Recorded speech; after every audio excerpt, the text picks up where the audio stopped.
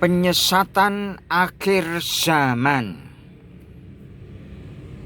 Waspada strategi iblis. Awas guru palsu.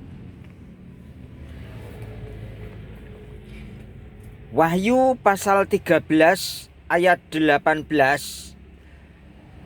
bicara tentang bilangan 666.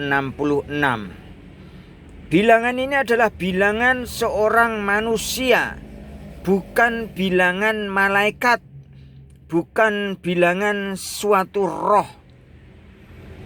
Tetapi iblis berusaha menyamakan dirinya dengan Allah, sehingga dia hendak berusaha memodifikasi bilangan-bilangan yang dinubuatkan oleh firman Tuhan.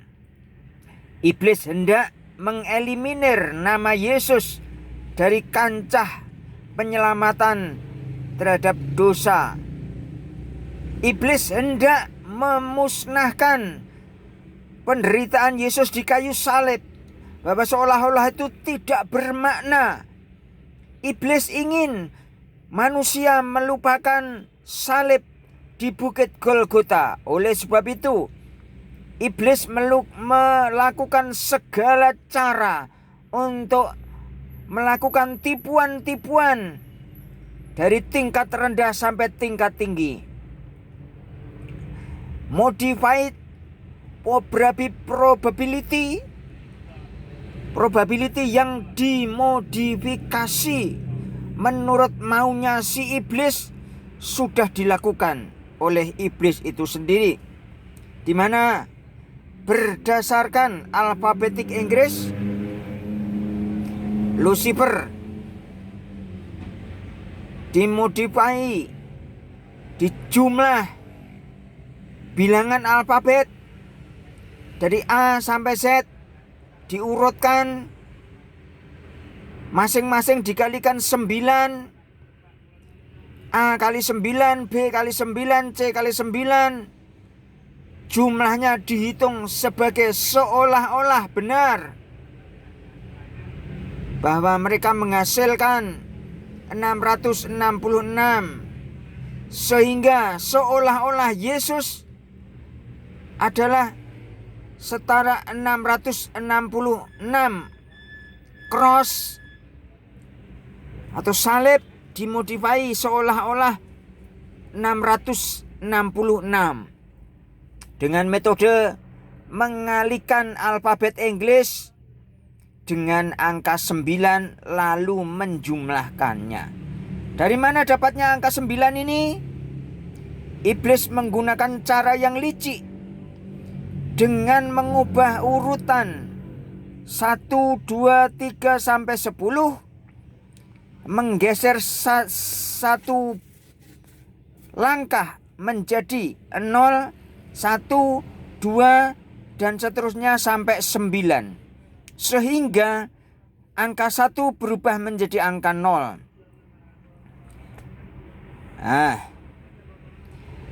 Sehingga menurut iblis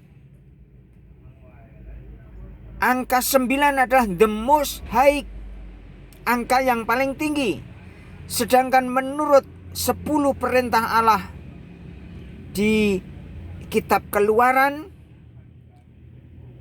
bukan angka 10, tetapi justru angka 1 itulah yang paling tinggi. Angka 1 paling tinggi, bukan angka 9. Karena di angka 1 ini terletak Bapa, Anak, dan Roh El Kudus, di mana ini diusahakan untuk menjadi 0 oleh iblis, sehingga iblis berusaha mendapatkan agar 77 berubah menjadi 666. Menurut Keluaran pasal 20 ayat 3 terjemahan baru, jangan ada padamu Allah lain di hadapanku. Hukum ke-1 ini dieliminir, disembunyikan, dienolkan oleh iblis dan pengikut-pengikutnya, sehingga kalau dijumlahkan menjadi 666. Nah, dalam The Ten Commandments of Moses, yaitu firman Allah yang diberitahukan kepada Moses di Gunung Sinai, yang ditulis di atas 2 loh batu, tidak ada perintah ke-0, adanya adalah perintah ke-1. Nah, bagaimana modify iblis ini bisa terjadi? Sudah dari dulu kala. Ingatlah ketika Imam Harun membuatkan patung lembu emas kepada bangsa Israel, ketika Musa naik ke Gunung Sinai. Kitab Keluaran pasal 32 ayat 5. Ketika Harun melihat itu, didirikannya lah mezbah di depan anak lembu itu. Berserulah Harun, katanya, besok hari raya bagi Tuhan. Keluaran pasal 32 ayat 6 terjemahan baru. Dan keesokan harinya, pagi-pagi, maka mereka mempersembahkan korban bakaran dan korban keselamatan. Sesudah itu, duduklah bangsa itu untuk makan dan minum. Kemudian bangunlah mereka dan bersukaria. Maka berfirmanlah Tuhan kepada Musa, pergilah, turunlah, sebab bangsamu yang kau pimpin keluar dari tanah Mesir telah rusak lakunya. Mereka menyembah kepada Allah lain yang diwujudkan di dalam patung anak lembu emas. Mari kita belajar dari dokter hewan, anatomi anak kaki lembu itu seperti apa. Lembu itu adalah binatang berkuku belah 2. Ini dari samping, kalau kita lihat di depan itu seolah-olah 1, tapi sebenarnya 2 karena dari samping. Sedangkan di belakang itu adalah seperti jempol. Tapi kalau kita lihat dari bawah, nah, ini sayangnya menghadap ke bawah ya, itu kelihatanlah kuku belah 2 itu kelihatan. Nah, kemudian jempolnya 1 kelihatan. Itulah gestur anak lembu patung sapi emas yang disembah pada zaman Nabi Musa naik ke Gunung Sinai. Ya, pengajarnya siapa? Pengajarnya tidak lain dan tidak bukan adalah cikal bakalnya aliran kebatinan Kabalah. Ya. Jadi cikal bakal Kabalah itu dimulainya dari situ. Sekarang kita lihat simbol gestur Kabalah itu seperti apa.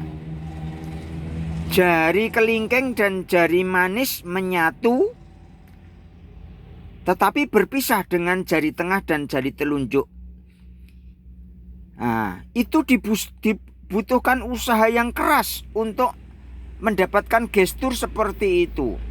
Kemudian jempolnya menjauh, terpisah. Itulah anatomi telapak tangan, simbol dari aliran spiritual Kabalah yang didapatkan dari bertapa di dalam gua-gua pada masa itu. Itu adalah metode kuno yang sudah ada penyesatan dari dahulu. Karena gestur ini tidak dilakukan tanpa sengaja, tapi sangat disengajakan karena untuk menjaga jarak antara jari manis dan jari tengah itu dibutuhkan usaha keras. Saya pernah mencoba memisahkan jari manis dan jari tengah itu sampai saya membutuhkan jepitan jemuran untuk mengganjal keduanya karena tidak mampu. Nah, beberapa aliran ini melakukan itu sebagai ritual resmi, sikap resmi ya di dalam ritual-ritual keagamaan mereka. Ya. Jadi awas, banyak guru-guru palsu di akhir zaman ya. Guru-guru palsu di akhir zaman. Waspadalah. Tetap berpegang kepada firman Tuhan.